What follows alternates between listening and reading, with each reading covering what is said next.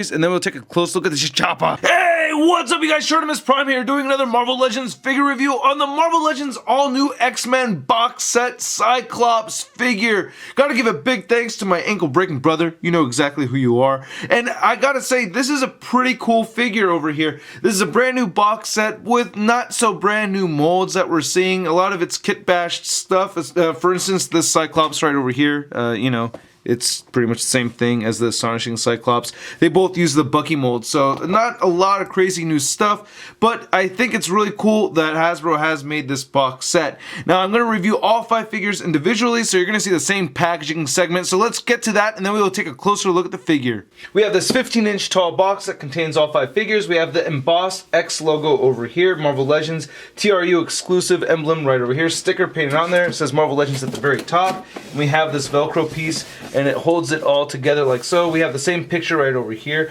on the side, and it says, with mutants on the brink of civil war, heroes from the past are summoned to protect the future. And then here's all 5 figures in the packaging. I'll have annotations to each of these figures right over here. If there's not an annotation, that means I have not reviewed it yet. Then on the side of the packaging, it says all new X-Men right over there, Marvel at the very bottom. The very bottom over here, we get a barcode, and then upside down and on the back, you get with mutants on the brink of civil war, as it says the same thing, and then there's all 5 figures. So here's the head sculpt on Cyclops, and it doesn't look too bad. I like it. I actually liked it the first time I bought it, when it was the Astonishing Cyclops head sculpt. Same exact head sculpt on these guys. Nothing very different over here. As you can see though, this guy's a lot more pale than this one over here. I do like the darker flesh tone. It looks a little bit more realistic to me. But he does have a gold visor over here. A little bit of paint speckled, but not a big deal. It's not too bad. And I like the head sculpt. A complaint I had about the Astonishing head sculpt was I felt like I could see blue coming through the flesh tone, and I don't see as much blue seeping through the flesh tone on this one, so that looks better to me anyway. Now the thing that I really like about this figure the most is I do like the yellow and orange paint applications. I feel like Hasbro's been a little shoddy or cheap with their paint applications lately, especially starting with the Puck Wave, but this figure does have some nice shading on it. You can see the darker orange running through the middle, and we have the lighter yellow right here on the sides.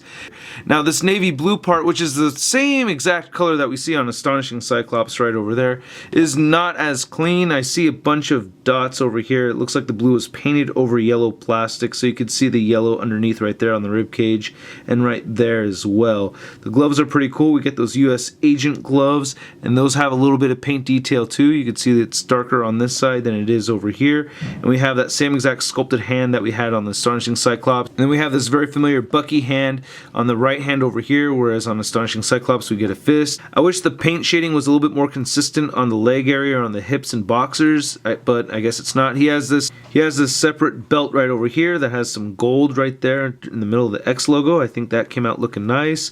And then some more of the orange and yellow paint shading on his boots. Again, looking very clean. I like the sculpt of all this stuff. We've seen it before on a bunch of other figures.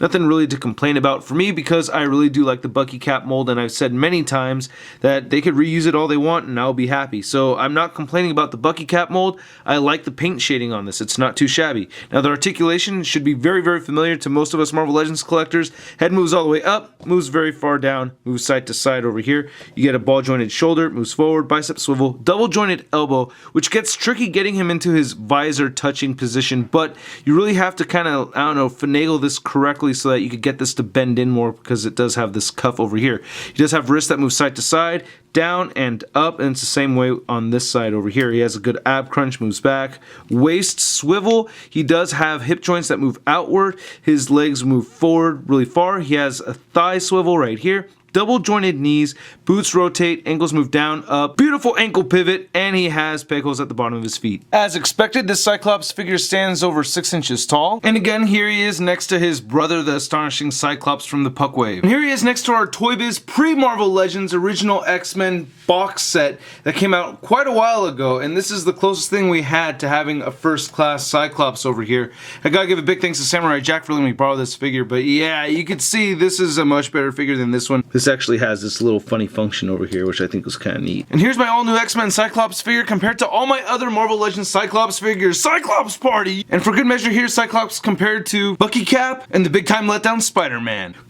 So far, I'm liking this box set. I like this Cyclops figure. I honestly don't really have much to complain about with it. I like how it came out. The paint applications are shoddy on the back. The shading that we got on the front of the figure isn't really there on the back of the figure. So a little bit more paint detail would have been nice, but at the same time, we've been lacking paint detail in our Marvel Legends lately, so the fact that they've brought it back makes me a little happy. I just think it could have been done a little better as far as paint applications go, but as far as them reusing the Bucky mold and the head sculpt, it doesn't bother me at all. I like the figure. Please check out marvelousnews.com for all the updates and Marvel related news and a photo gallery of images from this review. I hope you guys liked the video. Hit the like button, leave a comment, subscribe, and stay tuned for more all new X-Men box set figure reviews. I will catch you later. Peace.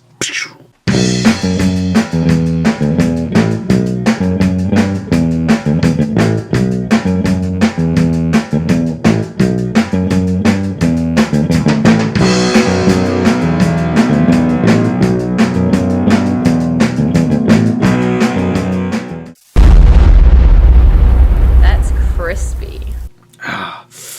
Really hurt my thumb on that waist joint part.